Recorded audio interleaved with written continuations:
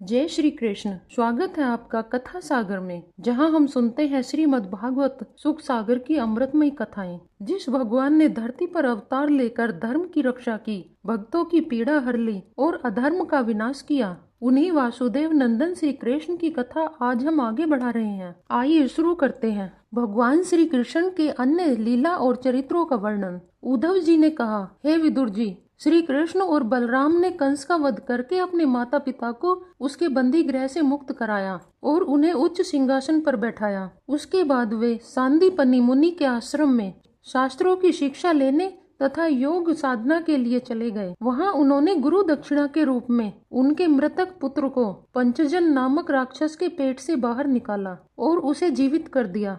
यहीं पर उन्हें पांचजन्य नामक शंख प्राप्त हुआ। हे विदुर जी, भीष्मक की पुत्री रुक्मणी श्री कृष्ण से प्रेम करती थी। उसने संदेश भेजकर श्री कृष्ण को बुलाया था। वहां भीष्मक अपनी पुत्री का विवाह शिशुपाल से करना चाहता था, परंतु श्री कृष्ण ने रुक्मणी का हरण करके उससे विवाह कर लिया। इसी प्रकार एक अन्य स्वयंवर में 7 बिना नथे बैलों को नाथ कर उन्होंने सत्या से विवाह रचाया। सत्यभामा को प्रसन्न करने के लिए वे स्वर्ग से कल्प वृक्ष उखाड़ कर लाए। पृथ्वी पर भौमासुर को मारकर उन्होंने उसके द्वारा हरकर लाई राजकन्याओं को उसके बंदी गृह से छुड़वाया। इसी प्रकार पृथ्वी पर अनेकानेक दुष्ट राजाओं का श्री कृष्ण ने या तो स्वयं वध किया या अपने समर्थन से पांडवों द्वारा वध कराया। पांडव के वंश बीज परीक्षित की उन्होंने अश्वत्थामा के ब्रह्मास्त्र से रक्षा की और युधिष्ठिर से 3 अश्वमेध यज्ञ कराए। विश्वात्मा श्री कृष्ण ने द्वारिका में रहते हुए अनेक सुखों का उपभोग किया। धीरे धीरे उन्हें सभी भोगों से वैराग्य हो गया। वे जानते थे कि द्वारिका में रहने वाले यदुवंशी अत्यंत विलासी और मदिरापाई होते जा रहे हैं।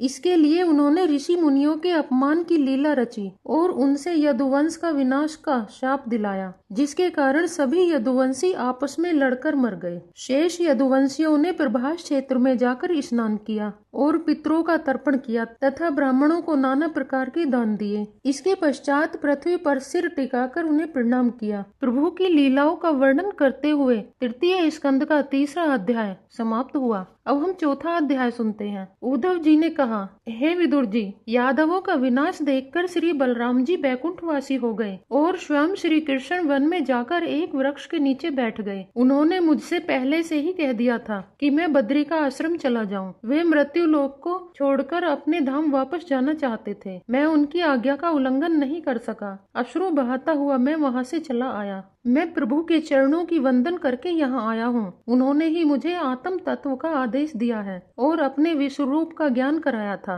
इस समय उनके विरह से मेरा चित्त अत्यंत व्याकुल है। श्री सुखदेव जी बोले, हे राजन, इस प्रकार उद्धव जी के मुख से श्री कृष्ण की लीलाओं का वर्णन सुनकर विदुर जी का हृदय भर गया। आंखों से प्रेमाश्रु बहने लगे। उन्होंने उद्धव जी से श्री कृष्ण के गूढ़ रहस्यों को प्रकट करने वाले परम ज्ञान को जानने की इच्छा प्रकट की। तो उद्धव जी ने उन्हें मुनिवर मैत्रेय जी के पास जाने के लिए कहा।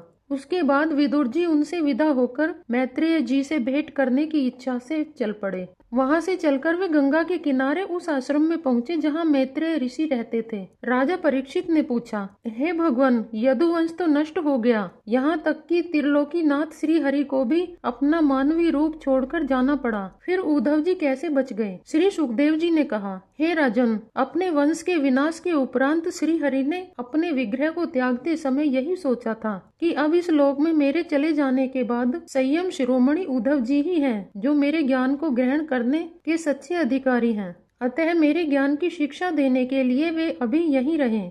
वेदों के मूल कारण श्री कृष्ण जी के इस प्रकार आज्ञा देने के कारण उद्धव जी बद्री का आश्रम में जाकर समाधि योग द्वारा श्री हरि की आराधना करने लगे और परम भागवत का उपदेश देने लगे। श्रीमद् भागवत का ये 3य स्कंद का 4था अध्याय समाप्त हुआ। जय श्री हरि। ओम नमो भगवते वासुदेवाय।